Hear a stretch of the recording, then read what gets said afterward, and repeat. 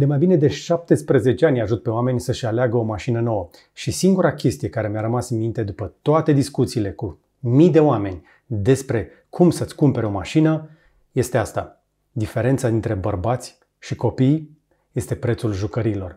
Ne alegem mașinile cu sufletul și asta nu e neapărat ceva rău. Însă clipul de astăzi este pentru partea rațională din tine. Dacă îți pasă de finanțele familiei sau dacă trebuie neapărat să faci o socoteală clară în legătură cu viitoarea ta mașină, acest clip ar trebui să-ți răspundă la întrebările cele mai importante. De fapt, tu o să răspunzi la aceste întrebări pe care eu o să ți le adresez.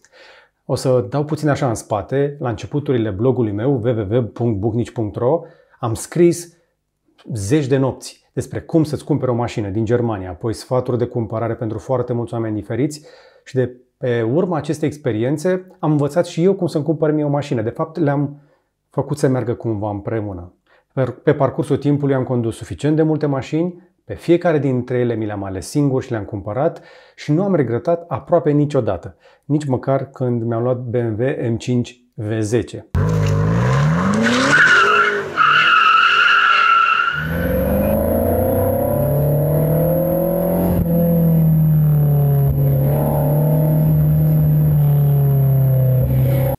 Însă, astăzi încerc, încă o dată, insist, să te ajut să-ți iei o decizie rațională. Și ca să poți să-ți iei o decizie rațională, și mă uit la tine, Florin, pentru că am prieteni care în perioada asta și ei își caută mașină, de fapt și eu îmi caut, dar despre asta am fi mai încolo, pentru toți cei care își caută o mașină, în 2024, cam așa arată chestionarul infam al lui Bucnici înainte să te duci să o cumperi. O versiune scrisă a acestui chestionar o să găsești și pe blog. Te încurajez să o folosești în paralel sau poate după ce vezi acest video. În clipul de pe YouTube o să încerc să-ți explic rațiunea, cum am gândit întrebările astea, care încă o dată ar trebui să te ajute pe tine să-ți răspunzi singur la criteriile după urma cărora îți alegi o mașină și în 2024, da, cam întotdeauna. Să începem. Prima întrebare la care va trebui să răspunzi întotdeauna când îți cumperi orice fel de obiect, dar mai ales o mașină, este care este bugetul pentru achiziționarea acestei mașini noi. Astăzi mă concentrez pe mașinile noi, despre SH poate într-un episod viitor. De ce începem de la buget? Pentru că ăsta ne va impune limitele. Cea mai mare greșeală pe care o facem cei mai mulți dintre noi este să ne asumăm un buget, după care să încercăm să-l întindem la maximum. Când întreb care este bugetul maxim, este bugetul de achiziție, pentru că după aceea mai vine și alte costuri. Deci acum ne concentrăm pe câți bani putem să dăm pe mașină, banul jos, dacă așa vrem să o cumpărăm. De ce e importantă chestia asta? Încă o dată, pentru că multă lume își imaginează că se duce cu 20.000 în buzunar și își cumpără mașină de 30.000 și asta se poate pune în niște situații dificile. Am stat de vorbă, spre exemplu, inclusiv cu vânzători din reprezentanțe, oameni cu multă experiență care mi-au spus că miros genul ăsta de client de la ușă. O să-ți dau câteva ponturi și din perspectiva vânzătorilor la final. Apoi vin întrebările cu adevărat importante. După ce am stabilit bugetul, a doua întrebare pe care eu o pun întotdeauna, câți oameni vor folosi mașina cel mai des? Pentru că de cele mai multe ori când oamenii își aleg o mașină, se gândesc în primul rând la familie. Noi, bărbații, prima noastră prioritate este, evident, siguranța familiei. Și vrem să avem o mașină în care să ne simțim și noi bine, dar și familia să încapă și să se simtă în siguranță. E bine, aici apare un mic conflict. De cele mai multe ori, eu cred că noi optimizăm pentru 5% din timp. La ce mă refer? Mulți oameni își au mașini mari, deși vor face ei naveta în ele toată ziua și doar la 1, 2, 3, 4, 5 drumuri lungi pe an vor folosi mașina cu mai mulți oameni în ea. E plin de SUV-uri pe DN1 care fac naveta zi de zi. Dacă n-ai decât un singur loc de parcare și asta e singura mașină pe care poți să o cumperi, ok, o mașină mare pentru că mai mergi și cu restul familiei. Însă, ți-am mai arătat aici într-un podcast, chiar două, cu Emil Voica, care se ocupă de rent-a-car, deci e o idee proastă să faci chestia asta când ai putea să închiriezi o mașină mai spațioasă pentru acele câteva drumuri pe an. Așadar, încă o dată, câte persoane vor folosi mașina e important pentru că s-ar putea să descoperi că mai mult de 95% din timp merge o persoană sau merg două și atunci de ce nu ți-ai lua un cupe? De ce să-ți iei neapărat o mașină mare? Da, este poate o chestiune de gusturi, dar eu aici vorbesc cu partea rațională din creierul tău, așadar câți oameni vor folosi mașina dictează mărimea mașinii, dimensiunile, proporțiile și pe baza unor criterii ulterioare o să vedem cât de sportiv o facem sau cât de confortabilă. Pentru că dacă știm că vor fi mai puțini oameni, putem optimiza bugetul pentru performanță, confort, eficiență, pentru o mulțime de alte lucruri. Întrebarea numărul 3. Care este scopul principal pentru care vei folosi mașina? navetă, familie sau vacanțe. Astea sunt principalele 3. În chestionarul meu de astăzi, eu stau de vorbă în primul rând cu cel care cumpără pentru acasă, pentru familie. Pentru business este altfel punem problema, dar dacă tu ți-ai luat mașina ta pentru a face naveta la locul de muncă, cu siguranță vei avea nevoie de o mașină, în primul rând, eficientă și sigură. Dar naveta este o chestie pe care o vei face în fiecare zi, este o chestie de uzură care va aduna un anumit număr de kilometri relativ constant. În funcție de locul unde stai, distanța până la locul de muncă, apoi vom putea mulți numărul acela de kilometri zilnic cu numărul de zile pe an în care vei face naveta, mai adăugăm ceea ce vei putea face în weekenduri și în vacanțe și cam știm numărul total de kilometri. Deci naveta ne dictează în primul rând partea de eficiență a mașinii, ce tip de motorizare. Dacă luăm o mașină diesel, pentru că vei face o navetă foarte lungă, foarte des, dar recomandă în continuare diesel pentru drumuri foarte lungi, pentru cei care încă nu sunt pregătiți să treacă la o mașină electrică, sau dacă naveta ta se întâmplă în interiorul orașului, poate un hibrid. Un plug-in hibrid este o struțocămilă care ar trebui să împace și partea de navetă cu activitățile recreative, pentru că ai putea să o încarci acasă și să mergi doar pe baterie și să ții motorul termic oprit în timpul săptămânii când faci naveta la locul de muncă și apoi să pornești și motorul pe benzină sau motorină, că mai există și genul ăsta de plug-in hibrid, pentru drumurile lungi din weekenduri sau din vacanțe. Dacă nu vei face chestia asta în fiecare weekend, nu îți lua plug-in hibrid.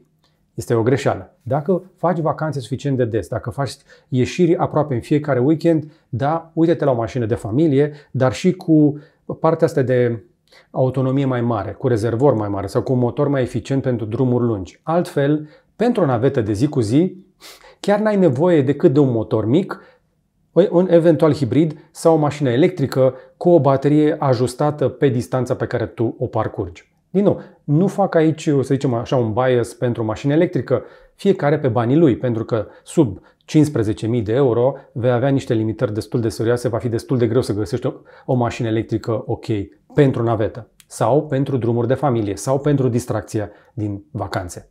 Întrebarea numărul 4. Care sunt prioritățile tale în ceea ce privește calitatea, siguranța, confortul și statutul? Pun întrebările astea de ce? Pentru că, încă o dată, chiar dacă eu vorbesc cu partea rațională din tine, alegerea cea mai logică pentru cineva care vrea să obțină maximum de valoare din fiecare euro cheltuit pe o mașină ar fi să ne luăm toți Logan. Ăsta e adevărul. De la punctul A la punctul B nu există o variantă mai ieftină. Inclusiv raportat la mașina electrică, tot mașina românească accesibilă, ieftină, bate.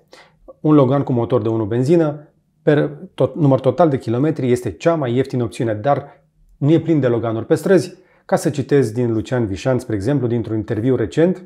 Ne uităm pe dimineața la semafor și vedem, în general, doamnele în mașini scumpe. Eu n-am văzut, nu știu că ai văzut tu doamne cu Logan sau cu Duster. N-am văzut. Am mai văzut în mașini accesibile, dar nu Daci. Nu Daci, da. Așadar, bărbați și femei, alegem și cu sufletul. Și atunci mă întorc la întrebare.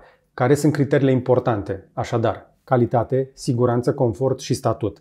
De ce îmi pun întrebările astea? Când vine vorba de calitate, atunci când vei face, spre exemplu, naveta, asta se întâmplă cel mai des, s-ar putea să te deranjeze insonorizarea sau lipsa acestei insonorizări dintr-un Logan dacă ai o bucată de drum mai rapid.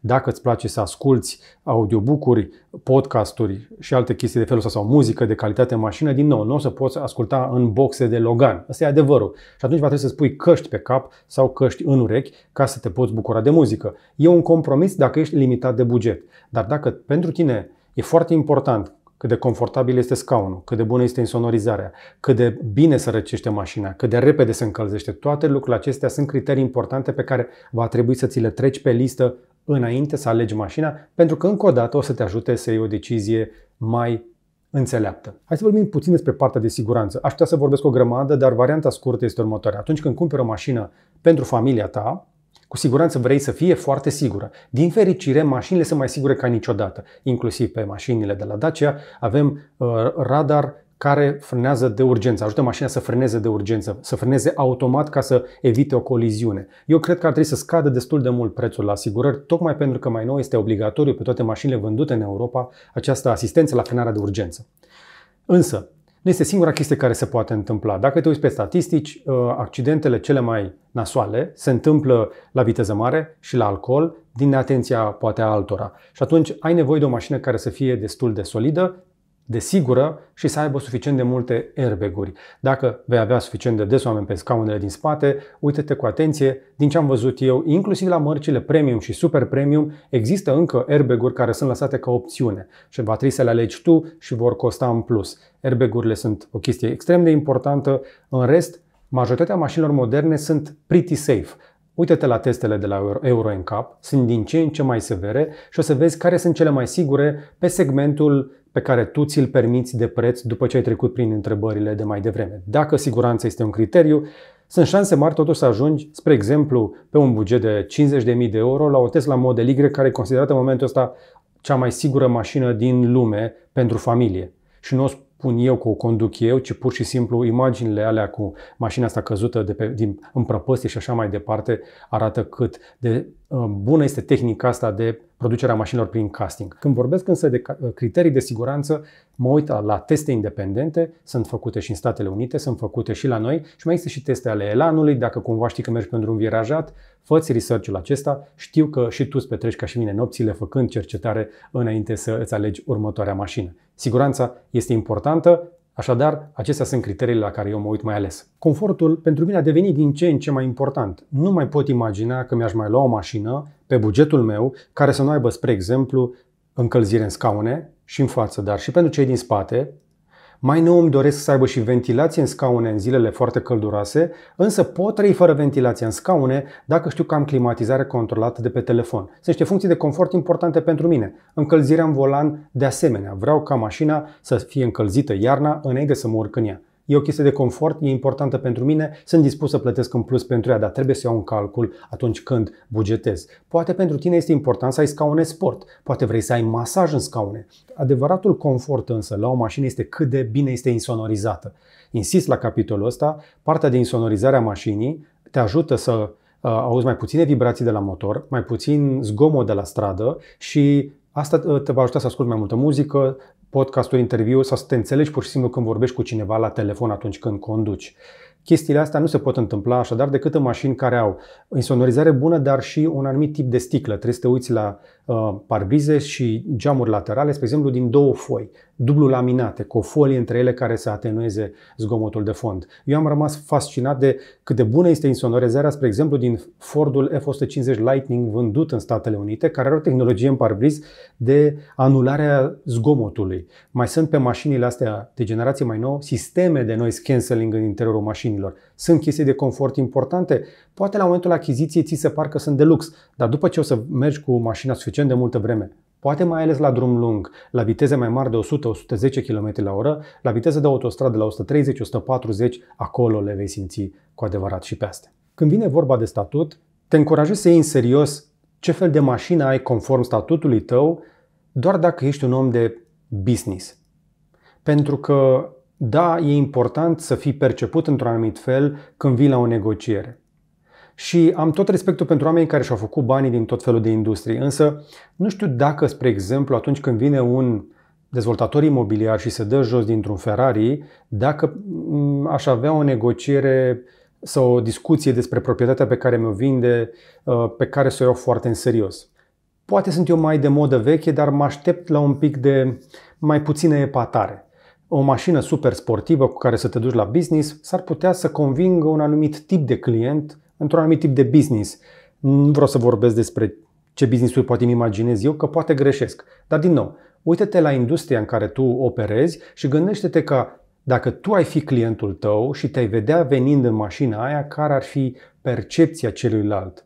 Pentru că atunci când te duci cu mașina la business, nu este doar despre tine, este mai ales despre ce vrei să proiectezi în mintea celui din fața ta, pentru că de pe urma lui o să plătești cheltuielile mașinii, întreținerea și ratele. De pe urma business-ului tău finanțezi și mașina aia și atunci va trebui cumva să le potrivești. Dar din nou, este decizia ta, e o chestie de statut. După moda veche, spre exemplu, clasa asta de Mercedes-urile din E-Class, BMW-ul seria 5, Audi A6 erau considerate mașini de doctori, avocați, notari și așa mai departe. Lucrurile s-au mai schimbat între timp, vedem mult mai des oameni îmbrăcați lejer în astfel de mașini premium, La fel cum putem să vedem oameni la costum în mașini mai accesibile, care sunt mașinile lor de serviciu. Sunt oameni cărora le pasă, oameni cărora nu le pasă. Din nou, fiecare decide pe banii lui. Clipul pe care eu îl fac aici este pentru cei care gândesc în primul rând cu partea rațională. Întrebarea numărul 5 dintre cele mai importante este: dacă ai nevoie de câteva caracteristici specifice, speciale pentru mașina ta. Spre exemplu, cum ar fi partea de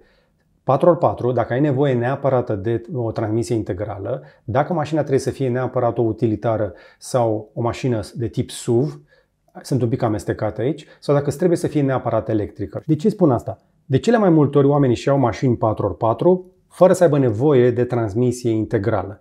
Avem atât de multă electronică pe automobilele moderne încât ele nu prea mai derapează. Nu mi-aduc aminte să mai fi văzut pe cărări de munte mașini care să plece de alatul sau să le fugă spatele, decât dacă au ajuns acolo, în mijlocul iernii, cu anvelope de vară.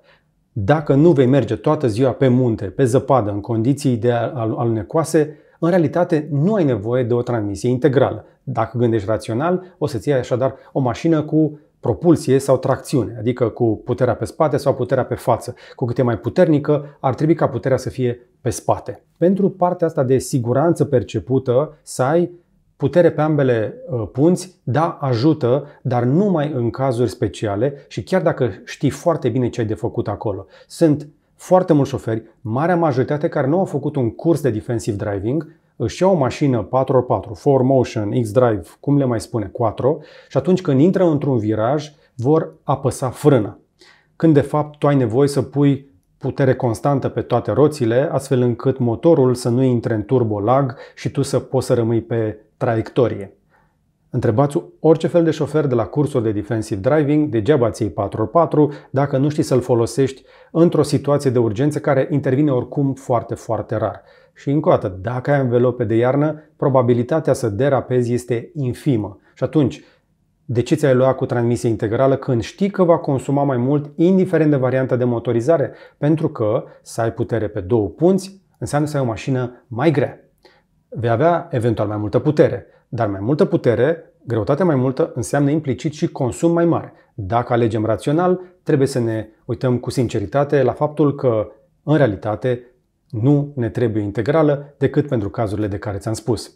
Și apoi vin la partea de utilitară sau de SUV. Cei mai mulți oameni își au SUV pentru că au o percepție de siguranță și de control și de vizibilitate din poziția aceea mai înaltă. E un motiv pentru care Ford Fiesta aproape a dispărut și acum mai nou avem Puma și așa mai departe. Focusul a fost înlocuit de Kuga, doar ca să dau exemple din gama de la Ford. Dar inclusiv Volkswagen face de la mașina cea mai mică, avem Taigo, T-Roc, Tiguan, Touareg și Atlas în Statele Unite. Mai nou, toți producătorii fac mașini din ce în ce mai înalte și ne tot ridicăm unii peste alții. În realitate, dacă ești un șofer cu oarecare experiență, ți-ai făcut școala pe bune și ai făcut măcar un curs de defensive driving, o să descoperi că nu ai nevoie de o mașină atât de înaltă. Pentru că să-ți iei un SUV ar trebui să fie o mașină pe care o vei folosi doar pe drum accidentat. Inclusiv pe drumurile forestiere de pe la noi se poate merge chiar și cu mașini joase. Eu am fost cu Model 3 înainte să am Y, inclusiv pe drumuri forestiere de munte când m-am mai dus pe la cabane. În realitate, încă o dată, nu prea avem nevoie de SUV. Mai mult de 95% din cei care le conduc pe stradă nu au nevoie cu adevărat de un SUV. Criteriul acesta așadar de înălțime, de vizibilitate, mie mi se pare puțin depășit pentru că îl poți rezolva din conduită preventivă. Apoi, partea de siguranță este falsă. SUV-urile nu sunt mașini mai sigure, mașinile mici cu caracteristici bune de siguranță sunt mai sigure decât SUV-urile înalte pentru că au centru de greutate mai jos. Dacă cercetezi, o să afli lucrul ăsta. Poate că ar să fac un clip și despre chestia asta, deja mă ramific în prea multe locuri. Dar în esență, nu-ți lua SUV decât dacă vei merge pe drum accidentat și ai nevoie de gardă mare la sol și transmisie integrală. Dacă stai în vârful muntelui sau în mijlocul pădurii și drumul e foarte rău până acolo. Altfel, pentru spațiu, cu siguranță există mașini excepțional de bune. Și am văzut că tot mai mulți români încep să-și ia mașini break. Probabil, încă o dată, dacă mă urmărești pe parcursul anilor, eu întotdeauna am preferat că mi-am luat pentru mine o mașină hatchback sau break, combi. Pentru că așa obții maximul de spațiu. Este mult mai mult spațiu într-o Skoda Superb Combi, într-o seria 5 Touring, într-un Audi A6 Avant, într-un Mercedes E-clase T-model, decât din clasele superioare SUV de la aceiași producători pe aceeași platformă.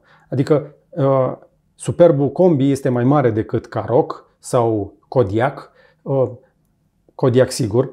La fel, Audi A6 mult mai spațios decât Q7 și așa mai departe. Cred că ai prins un debat. Pentru spațiu nu ai nevoie de SUV, pentru că, să spunem pe șleau, nici măcar la cap nu avem probleme. Noi nu suntem scandinavi toți să fim atât de înalți încât să avem nevoie de atât de multă înălțime la cap. Fiecare centimetru pe care îl adaugi la mașină, pe înălțime, pe lățime, la greutate, la motoare, fiecare kilogram și fiecare centimetru o să crească nu doar consumul, ci și costurile de exploatare. SUV-urile au în medie costuri de revizie și de reparație de multe ori de 3 sau de 4 ori mai mari decât o mașină din clasa mică.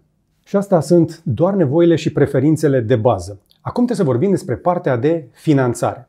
Întrebarea numărul 6. Care sunt costurile estimate pentru întreținerea și reparațiile mașinii?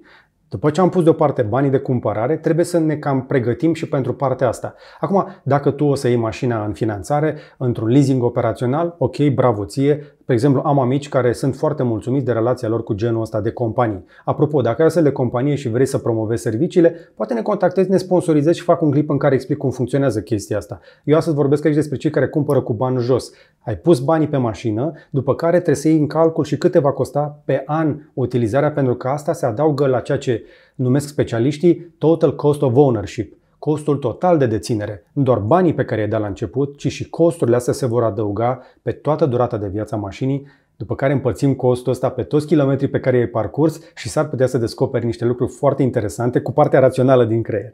Și atunci, care sunt costurile pentru întreținere și reparație? Pentru întreținere, dacă ai luat-o în garanție și cu mentenanță inclusă în primii 3-5 ani, foarte bine alege opțiunea asta pentru că vrei să ai peace of mind. În perioada de garanție, puțin probabil să se întâmple lucruri importante și atunci ai o predictibilitate a costurilor. Tu nu vrei să ai surprize cu mașina pentru că reparațiile sunt scumpe, iar alea le poți acoperi, evident, cu asigurări. Eu merg întotdeauna cu asigurare Casco, RCA-ul de asemenea mă asigur să fie de la companie bună ca să nu am dureri de cap și sunt un șofer destul de sigur. Nu am avut incidente importante de foarte, foarte multă vreme. Însă, întotdeauna pun răul înainte și îmi fac asigurare în fiecare an tocmai pentru a acoperi aceste reparații. Dacă cumperi la mâna a doua, socotelile se schimbă. Poate voi vorbi într-un clip separat de chestia asta. Dar pentru un cumpărător cu banii jos, cam așa văd eu lucrurile când vine vorba de întrebarea despre finanțare, despre costurile acestea estimate.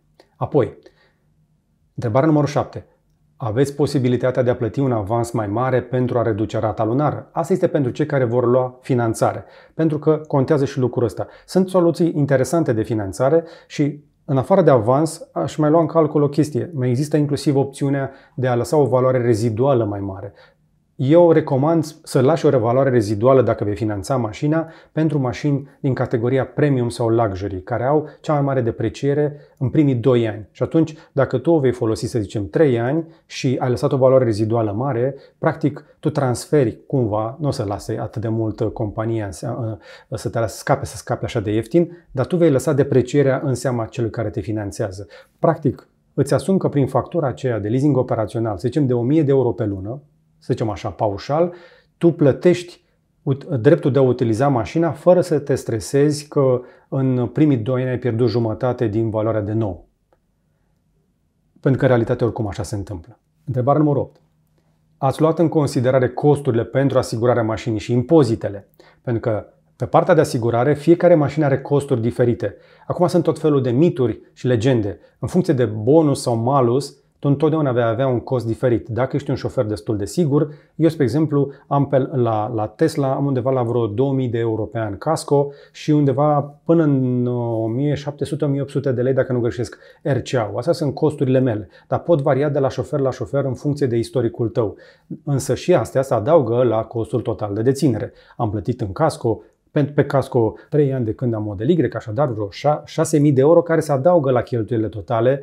Da, am făcut economii pe la curent și în alte părți, dar trebuie să fiu onest, pe lângă banii inițiali trebuie să adaug și aceste costuri, pentru că tot de la mine trebuie să vină bani, adică în cazul tău din buzunarul familiei.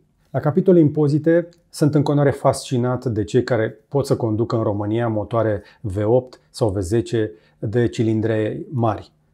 Nu bag mâna în foc că toți își plătesc impozitele pe bune și nu cumva și-au pus mașinile la impozite pe o rudă cu handicap, o femeie în vârstă sau un tată la pensie cu tot felul de situații, astfel încât să aibă un impozit mai mic. Câtă vreme este legal, nu e treaba mea să judec chestia asta. Însă, dacă tu nu ai de gând să faci genul acesta de inginerii, de combinații, va trebui să iei în calcul faptul că impozitele pot fi foarte mari pe măsură ce îți crește această cilindree. De fapt, din cauza acestei impozitări pe bază de cilindree, ne-am trezit că avem motoare din ce în ce mai mici, cu turbină și cu sisteme hibride pe ele ca să le facă să fie un pic mai accesibile la partea asta de impozite. Cu toate astea, din păcate, trebuie să o spun, cei mai mulți oameni care și-au hibride sau plug-in hibride recunosc.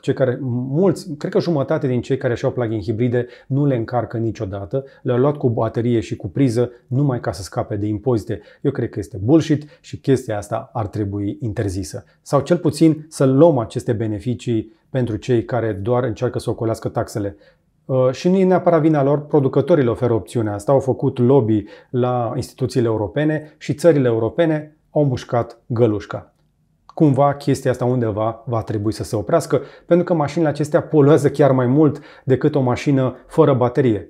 V-am mai spus puțin mai devreme, pe lângă motorul ăla mic, va avea și o baterie și un sistem de încărcare și un motor electric. Toată greutatea aia în plus crește poluarea pe care o va face motorul ăla mic, care ar trebui să lucreze împreună cu cel electric. Așadar, beneficiul de mediu nu doar că se pierde, ci ajungi să faci mai multă poluare decât ar trebui. Întrebarea numărul 9. Care sunt opțiunile tale însă pentru a-ți reduce amprenta de carbon a mașinii și implicit și taxele și impozitele? Pentru că da, poți să-ți iei o mașină electrică, dar poți să-ți iei și o mașină hibrid pentru o impozitare mai mică. Sunt de acord că nu toată lumea este preocupată de calitatea aerului din marile orașe. Până când nu ai tu probleme de sănătate sau cineva din familie, nu-ți pasă chiar așa de mult. Și atunci, încă o dată, vorbim cu partea rațională legată de costuri.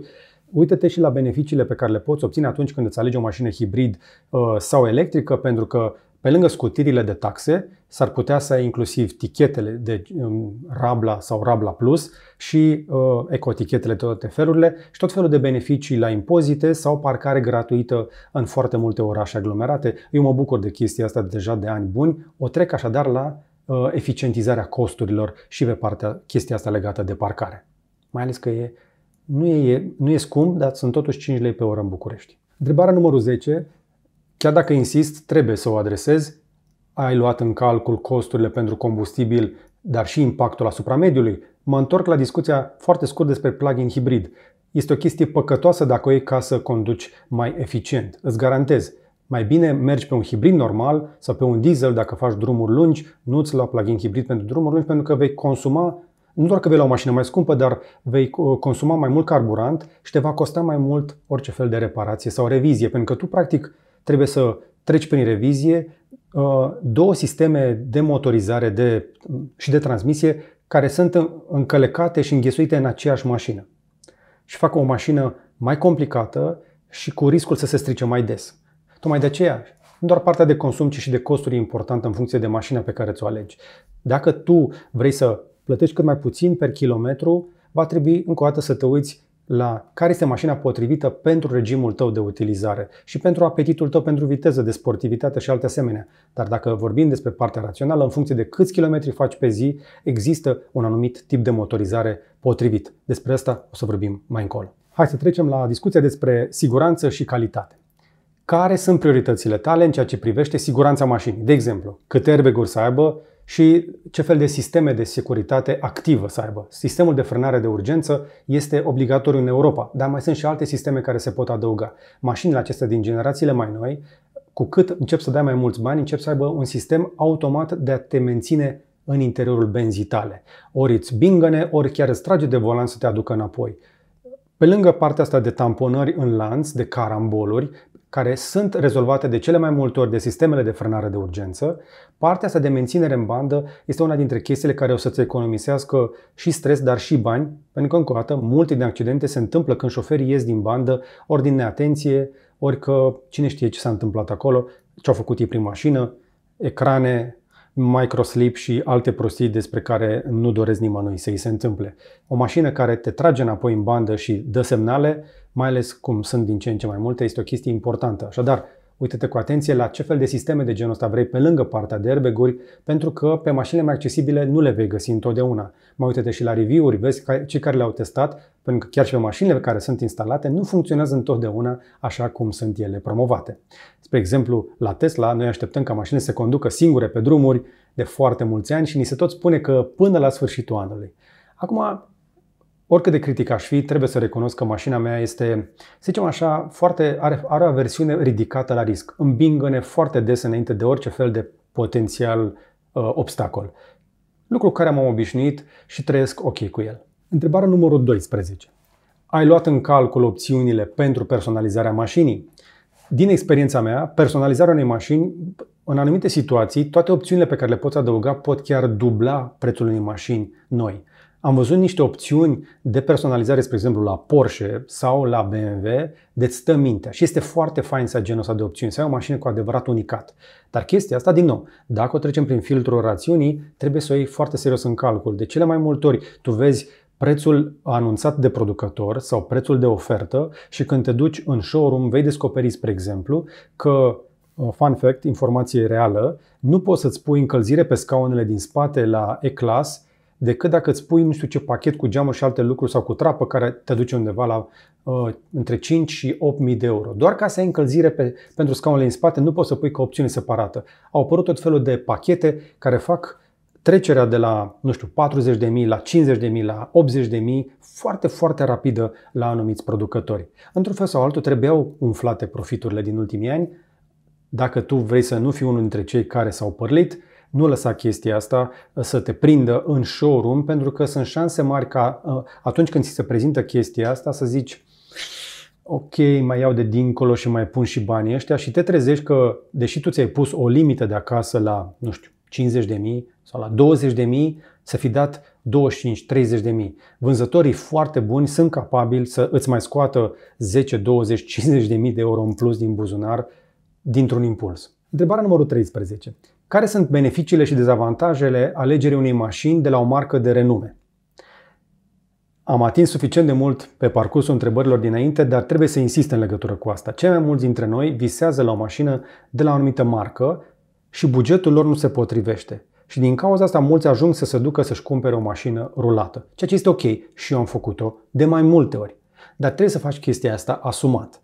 Dacă tu ești client de mașină nouă, trebuie să-ți pui niște așteptări realiste pe baza opțiunilor care ți-am mai devreme, criteriilor de siguranță și toate lucrurile pe care vrei să le pui pe o mașină care, încă o dată, au o diferență foarte mare față de prețul de listă. Joacă-te pe configuratoare, sunt toate online și din informațiile mele de pe la dealeri, calitatea vânzătorilor a mai scăzut în ultima perioadă, iar importatorii s-au împăcat cu ideea că trebuie să pună toate informațiile online. Așadar, mai sunt foarte puține lucruri cu adevărat ascunse pe care să trăiască să le negociezi în reprezentanță. Dar, încă o dată, este treaba ta să alegi rațional dacă asta vrei să faci astăzi. Și totuși, de ce ne dorim mărci de renume? Cei mai mulți o facem pentru statut, dar mai sunt câteva lucruri și trebuie să recunoaștem. De multe ori, pielea de pe scaune, calitatea butoanelor, felul în care se simte volanul, chiar dinamica și acel ceva, când o conduci, te face să te simți puțin diferit. Este multă percepție acolo, dar sunt și câteva lucruri tactile care îmbunătățesc experiența aia. La cât de mult timp stăm în mașini, vrem mașini de cea mai bună calitate pe care ne-o putem permite. Nu suntem toți pur raționali, aproape nimeni nu este când cumpără o mașină, să-și cumpere o mașină doar să meargă de la punctul A la punctul B și atunci o mașină de renume te face să te simți un pic superior. Și te ajută și pe tine să te poziționezi față de ceilalți. Pe unii îi ajută chiar să depășească orice fel de limită când vine vorba de semnalizare. În funcție de ce marcă și-au luat, nu mai trebuie să se mai semnalizeze, nu mai trebuie să mai parcheze corespunzător. Exagerez, desigur, dar felul în care percepem noi o marcă ne schimbă și modul în care ne vedem noi în ea. E o discuție întreagă de psihologie și așa mai departe. Înțeleg de ce oamenii își doresc mărci de renume. E un motiv pentru care și eu mi-am luat mărcile de renume la mâna a doua. Dar este o chestie pe care, încă o dată, trebuie să ți-o asumi. Dezavantajul însă realist în acest caz este că de foarte multe ori riști să petreci cel puțin la fel de mult timp în service, ca la orice mașină accesibilă, uneori chiar mai mult, cu cât sunt mașinile mai complicate și cu mai multe opțiuni pe ele, există riscul să ajungi să o repari mai des. Asta este o chestie foarte importantă. Apoi, pe lângă opțiunile astea foarte multe care aduc și confort, mașinile astea se complică și se pot bloca anumite chestii din ele, chiar și în timpul utilizării. Din nou, poate să ajung cu chestia asta la service. Reparațiile în afara garanției vor fi scumpe și apoi la mașinile cu renume, nu doar reviziile obișnuite sunt scumpe, orice fel de mic detaliu, orice fel de modificare, inclusiv, nu știu, preșuri, anvelope, orice vei folosi va fi taxat ca pentru marca respectivă. Sunt anumite mărci care își aleg, nu știu de ce, cu o încăpățânare fantastică, dimensiuni atipice pentru anvelopele lor și producătorii știu foarte clar că anvelopele alea se potrivesc la SUV-uri de nu știu care. Mai ales când alea din spate sunt mai late față de alea din față, o să fii uimit să descoperi că există anvelope care pot costa foarte mulți bani. În anumite cazuri, un schimb de anvelope pentru o mașină de renume costă cât alte mașini accesibile la mâna a doua. Și să nu mai spun despre discuri și plăcuțe care, mai ales la mașinile mari, SUV-uri puternice, se uzează mai repede și sunt și mult mai scumpe. Întrebarea numărul 14. Când vine vorba de siguranță și calitate, am mai atins chestia asta puțin mai devreme. Ați citit recenzii și evaluări de la alți proprietari de mașini similare? Știu că poate unii dintre voi care aveți 30 plus, știți că mai există forumuri. Încă mai există locuri unde oamenii comentează. Sunt tot mai puține, dar mai sunt locuri unde oamenii vin să-și spună experiențele. Mai există însă și organizații care fac teste de calitate și fac un clasament al fiabilității automobilelor. Sunt tot mai puține și sunt tot mai puțin credibile. Avem teste de siguranță, dar teste de fiabilitate, de manevrabilitate și alte asemenea din ce în ce mai puține, pe măsură ce mașinile avansează și devin tot mai electronice, mai precise, dar și mai plictisitoare. Și atunci, pe partea asta de experiență cu alți utilizatori, eu ți-aș recomanda altceva. Fă-ți un pic de curaj și după ce ai văzut mașina care crezi tu că îți place, du-te până la reprezentanță și ocolește reprezentanța și du-te până la service. Intră în vorbă cu mecanicii de acolo. Poate te întâlnești cu un proprietar care aduce sau ia o mașină, modelul pe care tu ți-l dorești de acolo. Da, caută și pe YouTube, caută și pe forumuri, dar încearcă să ai de vorbă și cu oameni din lumea reală. Pentru că dacă vei sta de vorbă cu proprietar, vei afla chestii pe care nu ți le spune nimeni altcineva. Și de bine, dar și de rău. Câte vreme nu sunt expuși într-un spațiu, să zicem, public, mulți ar putea să fie cât se poate de sinceri. Acum, cei mai mulți dintre noi ne cam lăudăm propriile mașini, dar dacă pui suficient de multe întrebări, nu știu, poate te-ai întâlnit la drive-in, poate te-ai întâlnit la mall, în fața școlii sau cine știe unde ai văzut pe cineva care are o mașină, du-te până la el și întreabă care este principala chestie care îți place și aia care nu-ți place la mașina ta. Uite, mă gândesc să-mi cumpăr și eu. Vei afla încă o dată chestii foarte importante. Asta numesc eu adevăratele recenzii și evaluări, pe lângă munca unora ca mine sau Andrei Vereștiuc și alți oameni care testează mașini online, pe care îi salut pe această cale. Hai să trecem la confort și caracteristici. Am lăsat o secțiune separată pentru că trebuie să insist în legătură cu asta. Trebuie să-ți setezi bine prioritățile când vine vorba despre confortul mașinii. De exemplu, sistemul de încălzire și aerul condiționat. Mai nou, avem aer condiționat automat pe majoritatea automobilelor, dar mai sunt chestii pe care le poți adăuga. Poți să spui, spre exemplu, 2, 3 sau 4 zone. În realitate, eu cred că 2 zone sunt de ajuns. Zona șoferului și ceilalți, pentru că la un moment dat se va uniformiza. E foarte greu să mă convingi pe mine să-mi spui că poți să-mi dai 19 grade aici și 22 dincoace și să nu se deranjeze oamenii între ei. Toată lumea va trebui să se obișnuiască la un moment dat cu o temperatură uniformă în mașină. Însă, lucrurile care aș fi cu adevărat atent și care m-ar interesa în mod special ar fi cum fac să controlez calitatea aerului. Pentru că la anumite mărci premium, cum este Mercedes, poți să vezi câte particule ai la interior. Sau la Tesla, pe Model S și pe Model X, ai niște filtre HEPA, iarăși destul de puternice, care pot să scoată inclusiv mirosurile. Și BMW are tot felul de chestii de genul ăsta cu tot felul de parfumuri. Așadar, asta intră la categoria confort, dar la cât de mult timp stăm în mașină, s-ar putea să ne intereseze calitatea aerului, cum miroase și cum nu miroase. Spre exemplu, prin Otopeni când trec, e o stradă pe acolo unde miroase canalizare. Nu știu cum pot trăi oamenii aia cu mirosul ăla de canalizare, sincer. Și atunci s-ar putea să conteze și o astfel de funcție. La capitolul climatizare mai trec o dotare extrem de importantă. Dacă ai de gând să-ți iei mașină electrică, asigură-te că vei avea aer condiționat cu pompă de căldură. Mașina electrică va trebui să creeze și căldura, dar și frigul din mașină, din curentul din baterie. Dacă folosești o pompă de căldură, vei consuma mult mai puțină energie pentru a încălzi mașina iarna și a o răci vara. Exact ca la casă, cum fac eu aici, vei multiplica fiecare kilowatt de 2, 3, 4, 5 ori și astfel vei obține un consum mai mic. Iarna te poți trezi că consumul poate să fie dublu, triplu față de o zi de primăvară sau de toamnă dacă nu ai pompă de căldură. Așadar, dacă ți iei mașină electrică, ia-o cu pompă de căldură dacă îți permite bugetul. Dacă nu, trebuie să ai în vedere că vei avea consum mai mare și vara, dar și iarna din lipsa ei, pentru că sistemul de climatizare standard de pe majoritatea automobilelor fără pompă de căldură nu se simte atât de mult în consum, pentru că benzina și motorina oricum se ard cu pierdere foarte mare. Iarna, căldura în surplus de la motorul pe benzină sau motorină va fi folosită pentru a încălzi habitaclul, dar vara motorul va munci mai mult pentru a crea și electricitatea care să fie folosită de compresorul de aer condiționat. La cât de multă benzină și motorină consumi deja și irosești de pomană, tu nu simți diferența între un sistem de climatizare cu sau fără pompă de căldură pe o mașină pe benzină sau motorină. Dar ai putea să vezi un consum mai mic cu cel puțin 1 litru sau 2 pe oră dacă ai avea pompă de căldură pe o mașină, benzină sau motorină. La electrice este aproape obligatoriu, la cele termice este o opțiune. Întrebarea numărul 16. Ai luat în calcul opțiuni de divertisment și conectivitate în mașină?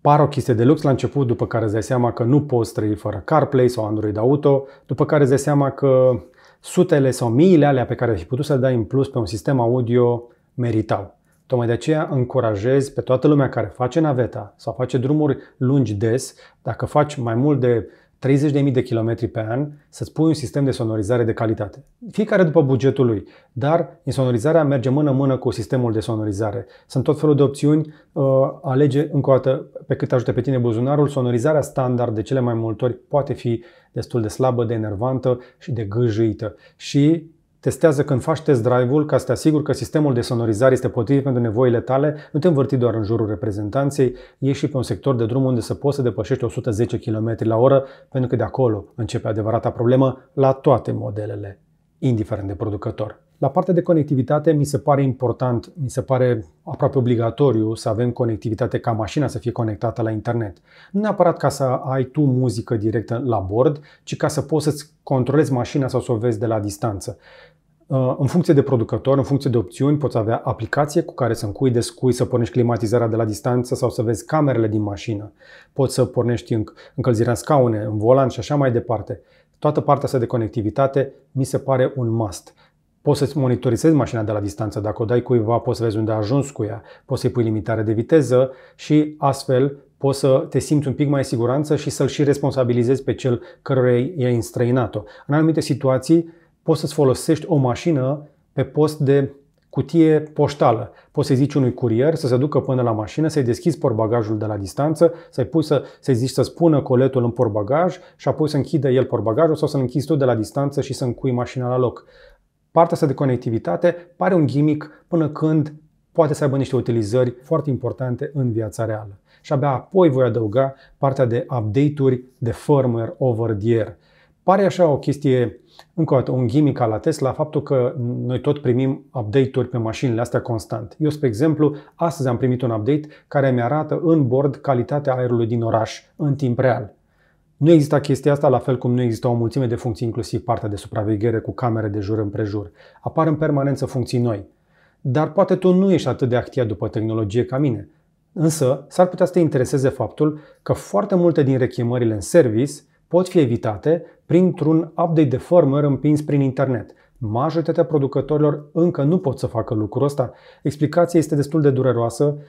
Pur și simplu sunt piese de la foarte mulți producători și să scrii firmware, să-l trimiți prin internet, ca apoi să poată fi pus în mașina aia, e destul de complicat. Dar ar trebui să se poată și asta duce la o situație aproape periculoasă în anumite situații. Dacă tu nu afli că există o rechemare în service, dacă nu ai fost anunțat de producător, dacă nicio reprezentanță din zona unde tu ai ajuns, că mașina aia a fost cumpărată din altă țară și tu nu ai aflat că mașina ta trebuie să ajungă de urgență la un recall, la o rechemare în service, s-ar putea să mergi cu un defect și cu un risc la bord, cu un pericol. Și atunci, Printr-un update de firmware, chestia asta ar putea să fie de cele mai multe ori evitată. De aceea pe mine mă distrează când se mai anunță că sute de mii de mașini Tesla au fost rechemate. Nu. Sute de mii de mașini Tesla au primit un update de firmware și s-a rezolvat problema lor. Da, sunt chestii mecanice pentru care trebuie să ajung la recall. Dar la toți producătorii, cele mai multe sunt bug-uri de software care se pot rezolva prin conectivitate. Așadar, nu e doar un gimmick, eu cred că este un must, mai ales în 2024. Întrebarea numărul 17. Ai luat în calcul opțiunile pentru personalizarea interiorului? Am vorbit de partea de confort, am vorbit de sunet, dar mai sunt o grămadă de lucruri pe care poți să le faci la calitatea interiorului. Mie unul, spre exemplu, îmi plac interioarele albe. Nu credeam că o să ajung să zic chestia asta, dar îmi plac mai mult decât alea maro sau decât alea negre. Pentru că nu doar că se încing mai puțin, sunt mai confortabile, sunt mai plăcute văzului, mă deranjează mai puțin tot întunericul din jurul meu. O mașină albă la interior mi-a ajuns să-mi placă, dar poate ție îți place altceva. Fiecare chestie de genul ăsta are un cost. Sunt tot felul de pachete care includ diferite tipuri de tapiserie. Spre exemplu, dacă vrei să nu te frigă scaunul fiecare dată când te urci în mașină, poate nu o să vrei tapiserie din vinilin sau din nu știu ce piele, s-ar putea să vrei din textil. Materialele textile sunt un pic mai prietenoase. Acum depinde și tu dacă transpiri mai mult și așa mai departe. Opțiunile astea de interior iarăși sunt importante, dar sunt oameni care vor iluminat ambiental. Eu nu tânjesc după așa ceva, trece repede peste el. Dar dacă ai copii în spate, s-ar putea să vrei, nu știu, poate geamuri cu tentă, cu protecție termică sau tot felul de sisteme de prindere sau tot felul de plase. Sunt tot felul de accesorii care pot fi adăugate. Recomandarea mea de cele mai multe ori, uite-te la accesoriile de producător decât de la aftermarket, pentru că alea din China, cele mai multe sunt chicioase. Și nu sunt întotdeauna de cea mai bună calitate. Cu excepții, dar de cele mai multe ori sunt chicioase. Mă apropii de final, mai am două și poți să le dai skip dacă nu te interesează mediu și durabilitate. Întrebarea numărul 18. Care sunt prioritățile tale în ceea ce privește impactul asupra mediului de către mașina ta? Și am ceva de spus de rău și despre șoferii de mașini electrice, pentru că știm deja că sunt oameni care nu le pasă și care vin cu mașini cu motoare mari diesel în oraș în fiecare zi.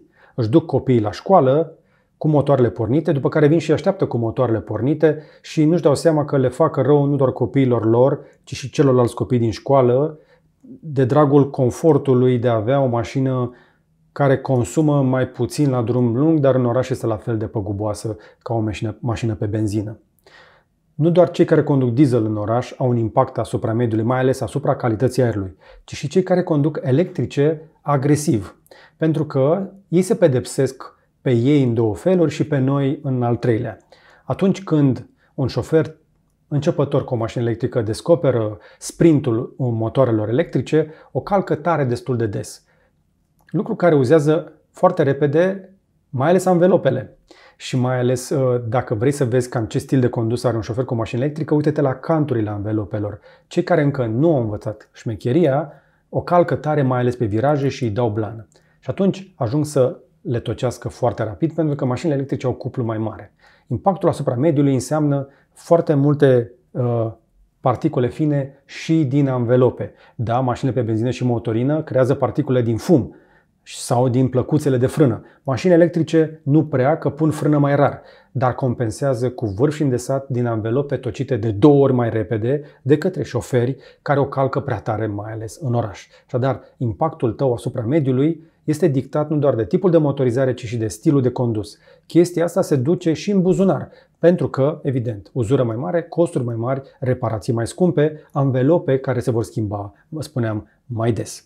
Și abia apoi vine amprenta de dioxid de carbon, de care sunt sigur că nu le pasă multor oameni chiar așa de tare, până când nu vine copilul de la școală că a învățat câte ceva despre protecția mediului și ecologie și întreabă când ne luăm și noi o mașină electrică. Îmi doresc să avem cât mai mulți copii de felul ăsta care să pună presiune pe părinții lor și să aleagă o mașină electrică acolo unde se potrivește, dacă nu una hibridă. Pentru că ar trebui să scoatem urgent fumul și poluarea din orașe, pentru că ne omoară cu zile. Și ultima întrebare. Ai luat în calcul opțiuni pentru a reduce amprenta de carbon a mașinii și a minimiza impactul asupra mediului? Dacă vrei să fii cu adevărat sustenabil, poți să alegi să mergi cu biodiesel, spre exemplu, dacă mergi neapărat pe diesel. Există surse de biodiesel și poți să mergi mai curat. Sau poți să îți pui GPL dacă ai o mașină mai accesibilă pe benzină și vrei să fii mai sustenabil, dar și mai econom. Există opțiuni și pentru partea termică. La partea electrică însă, chiar dacă noi avem în România un coș energetic destul de curat, avem destul de multă energie regenerabilă în curentul de la priză, poți să faci condusul mașinii și mai sustenabil și mai economic pe termen lung. Eu aici, în casa în care trăiesc, am panouri fotovoltaice pe casă pe care le-am amortizat deja după primii 4 ani. De vreo 3 ani merg deja în rentabilitate, în profit de pe urma fotovoltaicelor. Așadar, dacă ai un acoperiș, dacă ai un loc unde poți să pui fotovoltaice, alege să-ți creezi propria ta energie, pentru că o să-ți aducă economie pe termen lung și o să și anuleze din amprenta de carbon. După care, la sfârșitul vieții mașinii tale, asigură-te că nu o lași parcată aiurea. Cel mai rău lucru pe care poți să-l faci pentru sustenabilitate nu este cum conduci neapărat mașina și câtă energie consumat sau carburant pe parcursul duratei de viață, ci mai ales anii în care mașinile sunt uitate, parcate aiurea. O mașină lăsată de izbeliște, cum au început să fie iarăși multe și pe la noi, poluează stând pe loc. Ies o grămadă de compuși organici volatili și tot felul de particule din mașinile care sunt parcate aiurea, uitate, abandonate pe marginea drumului. Dacă nu mă credeți, verificați chestia asta. Din mașinile astea curg lucruri, sunt foarte, foarte toxice. Du mașina la reciclat și dacă ai o mașină electrică, du-ți mașina într-un loc unde bateria poate să dea o nouă viață. Poți să recuperezi bani buni dacă, spre exemplu, ai făcut daună totală cu o mașină electrică, bateria este în continuare foarte vandabilă. Restul mașinii, cu siguranță, este ușor de reciclat, că este cel mai mult metal. Dar trebuie să ai și tu o responsabilitate pentru mașina ta și să extragi ultima bucată de valoare din ea, dar în același timp să rămâi sustenabil pe tot ciclul de viață. Nu toată lumea vrea sau poate să fie sustenabilă. Însă eu am ales ca pe durata mea de viață să nu las o moștenire de poluare fetiței mele și societății. Și fiecare dintre noi poate să facă lucrul ăsta fără să facă rabat la confort, la calitate și la divertisment atunci când conducem. Ne place să conducem, însă gândește-te serios la final dacă chiar îți trebuie o mașină. Sunt foarte mulți oameni care trăiesc în oraș și lor nu le trebuie o mașină. Ultimul sfat pe care îl mai am, și nu l-am pus ca o întrebare la care să te răspund singur, dar te încurajez să te gândești foarte serios. Ești sigur că îți trebuie o mașină? După ce mai auzit vorbind aproape o oră, aoleu, am vorbit o grămadă, ești sigur că îți trebuie o mașină? Ești sigur că merită toată cheltuiala aia pentru a ajunge din punctul A în punctul B?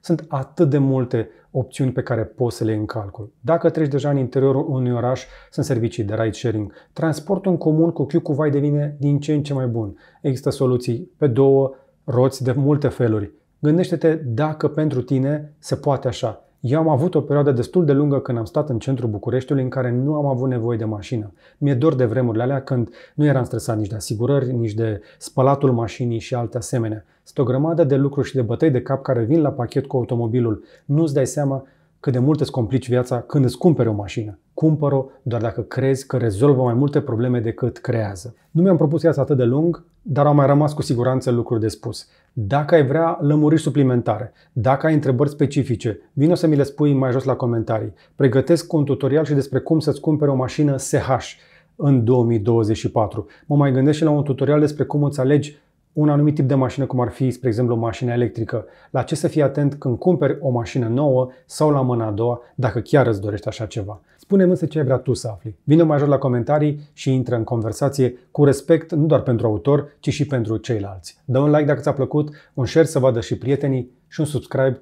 dacă nu ai făcut-o deja. Și până data viitoare, numai bine. Și da, ai auzit bine. Mă gândesc foarte serios să-mi schimb mașina. M-am plictisit. Cred că asta este motivul principal pentru care cei mai mulți dintre noi ne cumpărăm mașini, că ne plictisim.